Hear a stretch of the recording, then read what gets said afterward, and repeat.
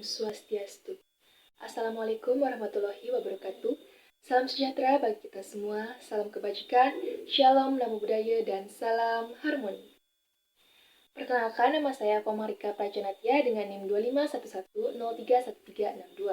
Pada kesempatan kali ini, saya akan mempresentasikan hasil analisis kritis mengenai studi analisis pembelajaran bahasa Indonesia berbasis media bola kertas dalam kerangka wawasan kependidikan. Nah, adapun latar belakang dari pembahasan kita kali ini, yang dimana pendidikan merupakan proses sistematis untuk mengembangkan potensi peserta didik secara menyeluruh, yang tidak hanya dipahami melalui kajian teoritis, tapi juga melalui praktik pembelajaran di kelas, di mana pembelajaran berbasis video efektif untuk dikaji, karena merekam interaksi guru dan peserta didik, strategi pembelajaran, serta penggunaan media pembelajaran, di mana video pembelajaran tentang jenis-jenis bola dan pembuatan bola dari kertas menampilkan tahapan pembelajaran yang terstruktur, serta peran guru dalam mengelola kelas, menyampaikan materi, dan mendorong keaktifan peserta didik, di mana pembelajaran tersebut relevan untuk dianalisis dari berbagai perspektif keilmuan, termasuk ilmu pendidikan, spektrum dan asumsi programatik pendidikan, dari pendidikan klasik dan modern, filsafat pendidikan, sistem pendidikan nasional berdasarkan Undang-Undang Republik Indonesia Nomor 20 Tahun 2003, serta kompetensi dan profesionalisme guru. Nah, adapun rumusan masalah yang kami angkat dari latar belakang tersebut. Yang pertama yaitu apa saja aspek utama atau poin-poin esensial yang disajikan dalam video hasil pengamatan tersebut. Yang kedua, bagaimana hasil analisis kritis terhadap temuan-temuan yang ditampilkan dalam video berdasarkan kajian teoritis dan konteks yang relevan. Kemudian, adapun tujuan dari pembuatan makalah ini. Yang pertama yaitu mengidentifikasi dan mendeskripsikan aspek-aspek utama yang disajikan dalam video hasil pengamatan. Yang kedua, menganalisis secara kritis temuan-temuan yang ditampilkan berdasarkan kajian teoritis dan konteks yang relevan guna memperoleh pemahaman yang komprehensif terhadap isi video. Nah, sekarang kita akan masuk ke kajian teori, di mana ada 6 kajian teori yang akan dibahas. Yang pertama ada pendidikan dan ilmu pendidikan. Pendidikan merupakan proses pembimbingan yang bertujuan untuk mengembangkan potensi, moral, dan kemampuan intelektual peserta didik secara menyeluruh. Sedangkan ilmu pendidikan yaitu mengkaji proses tersebut secara ilmiah dan sistematis sebagai dasar peningkatan mutu praktik pendidikan. Kemudian, yang kedua ada ilmu pendidikan yang dikaji dalam spektrum mikro dan makro. Nah, dalam spektrum mikro yaitu dalam cakupan yang sempit seperti praktik pembelajaran, interaksi antara guru dan siswa, sedangkan spektrum makro yaitu cakupannya luas seperti kebijakan, kurikulum, dan sistem pendidikan yang saling berkaitan. Sedangkan asumsi programatik pendidikan yaitu berlandaskan pada pandangan humanistik yang menekankan pada pembelajaran sepanjang hayat, pengembangan kualitas hidup, dan guru sebagai agen perubahan. Kemudian yang ketiga yaitu ada teori pendidikan klasik yang menekankan pewarisan nilai dan peran dominan pendidikan. Sedangkan teori pendidikan modern yaitu menempatkan peserta didik sebagai subjek aktif melalui pembelajaran kontekstual, pengalaman, dan pengembangan keterampilan abad ke-21. Kemudian yang keempat yaitu ada filsafat pendidikan. Filsafat pendidikan menjadi dasar nilai dan arah penyelenggaraan pendidikan dalam membentuk manusia yang berkarakter, di mana filsafat pendidikan berfungsi untuk menjelaskan tujuan, hakikat manusia, serta memandu pemecahan persoalan pendidikan secara menyeluruh. Kemudian, yang kelima ada sistem pendidikan nasional berdasarkan Undang-Undang Republik Indonesia Nomor 20 Tahun 2003, yang dimana bertujuan untuk mengembangkan potensi peserta didik secara utuh sesuai dengan nilai Pancasila dan UUD 1945, di mana pendidikan diselenggarakan secara terpadu untuk membentuk manusia Indonesia yang beriman, cerdas, dan berkarakter. Kemudian yang terakhir yaitu kompetensi sertifikasi guru, yang merupakan fondasi profesionalisme pendidikan dalam menjamin mutu pembelajaran, di mana guru profesional itu berperan strategis dalam mewujudkan tujuan pendidikan nasional melalui pembelajaran yang efektif dan berkarakter. Selanjutnya itu ada hasil pengamatan berdasarkan video pembelajaran, di mana berdasarkan hasil pengamatan terhadap video praktik pembelajaran PPL siklus 2 Bahasa Indonesia diperoleh temuan-temuan sebagai berikut, di mana pada menit 0.30 sampai 0.50 guru dan siswa membuka kegiatan pembelajaran dengan mengucapkan salam pembuka dan berdoa bersama untuk mengawali pembelajaran. Kemudian, pada menit 0.50 sampai 1.0, guru melakukan absensi kehadiran seluruh siswa. Selanjutnya yaitu pada menit 1.05 sampai 1.54, guru dan siswa menyanyikan lagu nasional dan tepuk PPK secara bersama-sama. Kemudian pada menit 2.0 sampai 2.40, guru melaksanakan kegiatan persepsi dengan menggunakan media visual. Kemudian juga membahas tentang berbagai jenis bola, serta mengajak siswa untuk membuat bola dari kertas bekas. Selanjutnya yaitu pada menit 2.42 sampai 3.52, guru membacakan tujuan pembelajaran, serta guru menggunakan metode membaca terbimbing atau guided reading, dengan mengajak peserta didik membaca tujuan dan materi pembelajaran secara bergantian. Kemudian pada menit 3.55 sampai 5.08, guru mengorganisasikan peserta didik dengan menerapkan metode kerja kelompok atau comparative learning, dan membagi peserta didik ke dalam beberapa kelompok kecil, kemudian membagikan LKPD. Selanjutnya pada menit 5.10 sampai 6.12, guru menggunakan metode presentasi dan diskusi dengan meminta peserta didik untuk menyampaikan hasil kerja LKPD-nya di depan kelas. Selanjutnya, pada menit 6.15 sampai 8.17, guru mengajak siswa untuk melakukan ice breaking untuk membangkitkan semangat dan konsentrasi siswa. Selanjutnya yaitu pada menit 8.20 sampai 11.15, guru melakukan tahap evaluasi pemecahan masalah dengan menerapkan metode evaluasi tertulis atau penilaian formatif dan membagikan kertas evaluasi kepada peserta didik untuk mengetahui tingkat pemahaman siswa terhadap materi bola kertas. Kemudian pada menit 11.20 sampai 12.20, guru membacakan kesimpulan tentang materi pembelajaran bola kertas dan cara membuat bola kertas. Selanjutnya itu pada menit 13.15 sampai 13.40, guru mengajak siswa untuk menyanyikan lagu daerah secara bersama-sama sebelum menutup pembelajaran. Kemudian yang terakhir itu pada menit 13.50 sampai selesai, guru menutup pembelajaran dengan berdoa bersama dan salam penutup. Nah, sekarang kita akan masuk ke pembahasan, di mana kita akan menjelaskan keterkaitan hasil pengamatan dengan kajian teori yang sudah kita bahas sebelumnya. Yang pertama itu adalah konsep pendidikan dan ilmu pendidikan. Pendidikan merupakan proses pembimbingan yang bertujuan untuk mengembangkan potensi peserta didik secara menyeluruh, meliputi aspek moral, intelektual, dan keterampilan. Di mana hal ini tercermin dalam praktik pembelajaran pada video, di mana guru berperan sebagai pembimbing yang mengarahkan dan memfasilitasi peserta didik melalui tahap pembelajaran yang runtun, sehingga pembelajaran berlangsung secara aktif dan bermakna. Kemudian, jika ditinjau dari ilmu pendidikan, praktik pembelajaran dalam video ini menunjukkan penerapan prinsip ilmiah dan sistematis. Pembelajaran dirancang secara terencana melalui tahapan yang runtun dan menggunakan metode yang bervariasi, sehingga proses pembelajaran berjalan secara efektif dan bertanggung jawab, sesuai dengan landasan pedagogis. Selanjutnya yaitu keterkaitannya dengan spektrum ilmu pendidikan dan asumsi programatik pendidikan.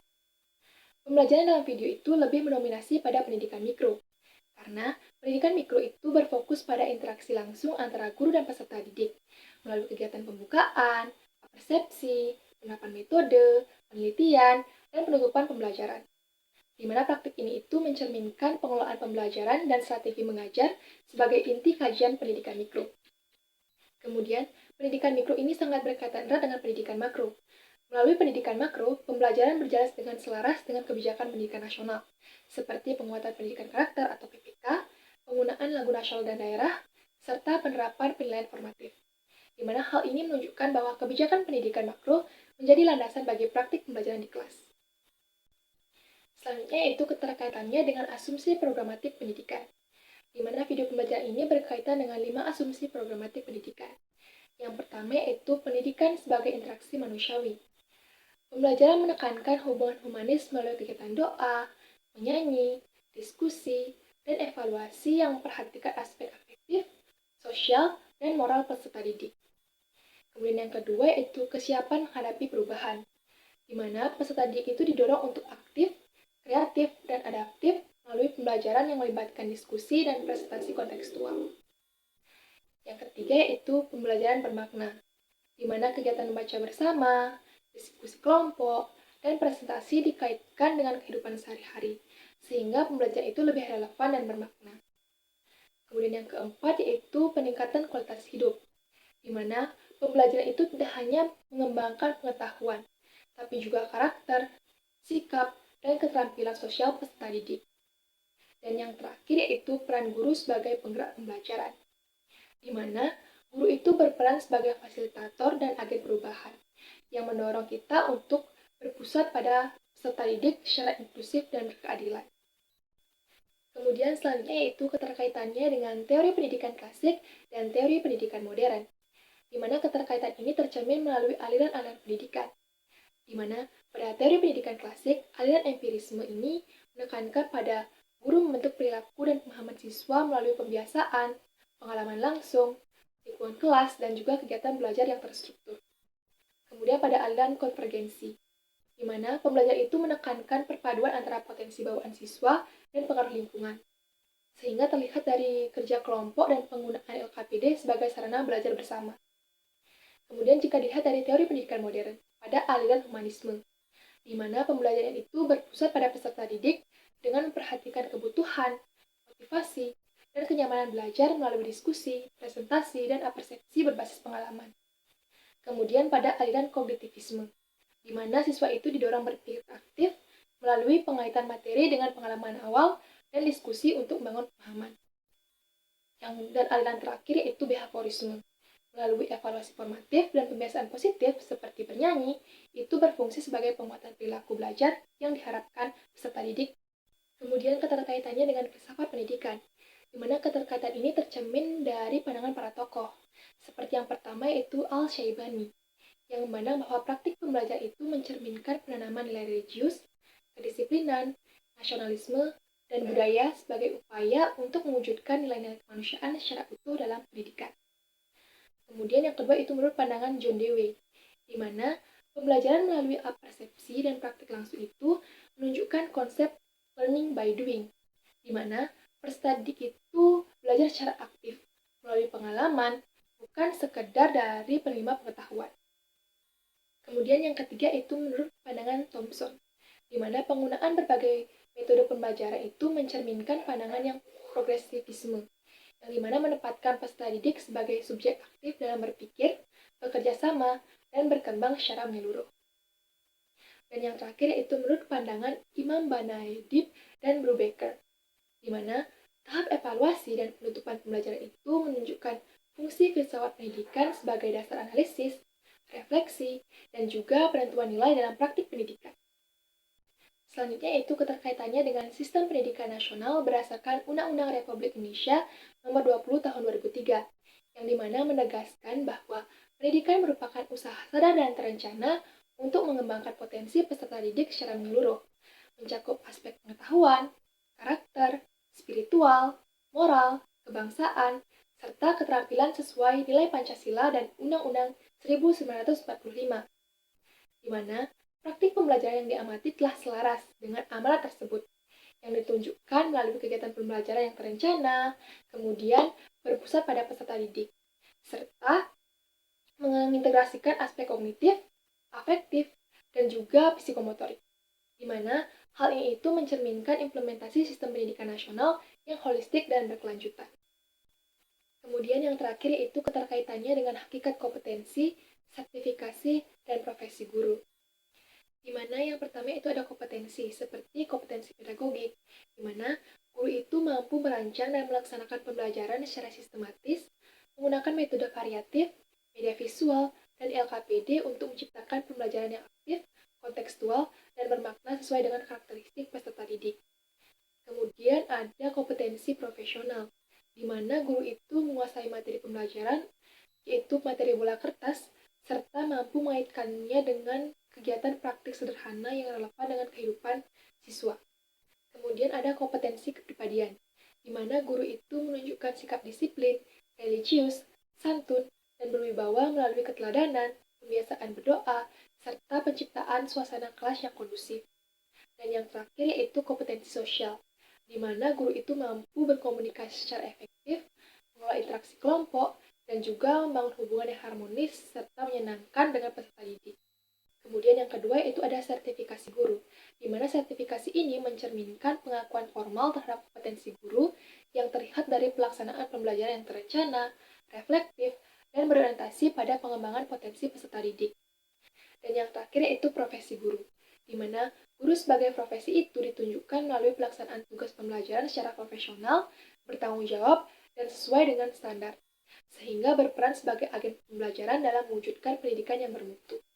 Nah, dari materi yang sudah saya sampaikan tadi, dapat disimpulkan. Berdasarkan hasil pengamatan video praktik pembelajaran PPL Siklus 2 Bahasa Indonesia, pembelajaran yang dilaksanakan guru telah berlangsung secara terencana, sistematis, dan bermakna, di mana proses pembelajaran itu mencerminkan keterpaduan antara konsep pendidikan dan ilmu pendidikan. Kemudian juga selaras dengan pendidikan mikro dan makro, serta berlandaskan pada pendekatan humanistik dan berpusat pada peserta didik. Di mana praktik pembelajaran ini juga menunjukkan integrasi teori pendidikan klasik dan modern, penerapan filsafat progresivisme dan humanisme, serta kesesuaian dengan amanat Undang-Undang Republik Indonesia Nomor 20 Tahun 2003. Selain itu, guru telah menampilkan penguasaan kompetensi pedagogik, profesional, kepribadian, dan sosial sebagai pendidik profesional. Sekian yang dapat saya presentasikan mengenai studi analisis pembelajaran bahasa Indonesia berbasis bola kertas dalam kerangka wawasan kependidikan. Saya mohon maaf apabila ada kekurangan ataupun kesalahan kata. Saya ucapkan terima kasih dan saya tutup dengan para Santi. Om Santi Santi Santi Om. Wassalamualaikum warahmatullahi wabarakatuh. Salam sejahtera bagi kita semua, salam kebajikan, shalom, namo buddhaya, dan salam harmoni.